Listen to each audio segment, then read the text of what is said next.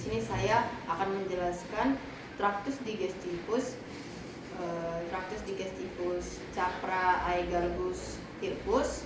Yang pertama dimulai dari mulut. Mulut berfungsi sebagai tempat untuk mengunyah makanan dan tempat masuknya makanan.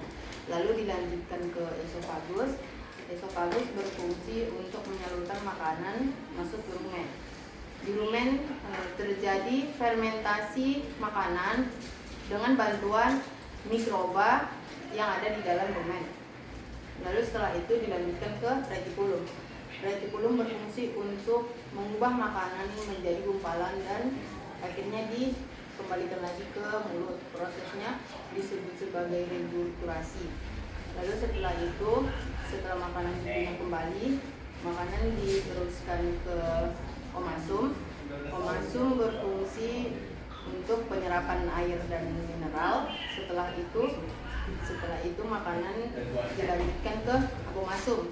Apomasum berfungsi sebagai pencernaan protein. Lalu setelah itu makanan dilanjutkan ke intestinum tenio. Intestinum tenio ini terdiri dari duodenum, jejunum, dan ileum. Fungsinya sebagai penyerapan sari-sari makanan.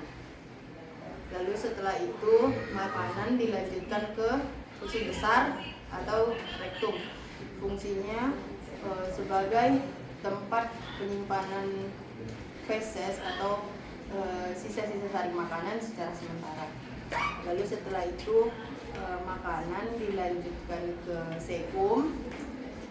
Sekum ini berfungsi sebagai tempat penyerapan sari-sari makanan juga, dan sebagai tempat untuk makanan diubah menjadi gumpalan.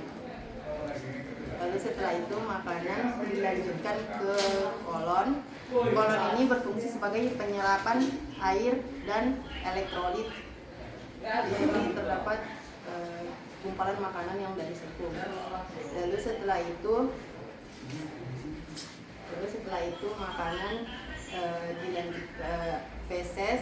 Sisa-sisa makanan tadi dikeluarkan dari anus. Anus ini berfungsi sebagai tempat keluarnya feses, tempat keluarnya tracheostosis. Oke, sekian dari pengenalan Tractus digestivus Capra aegalgus tirpus dari saya. Terima kasih. Wassalamualaikum warahmatullahi wabarakatuh.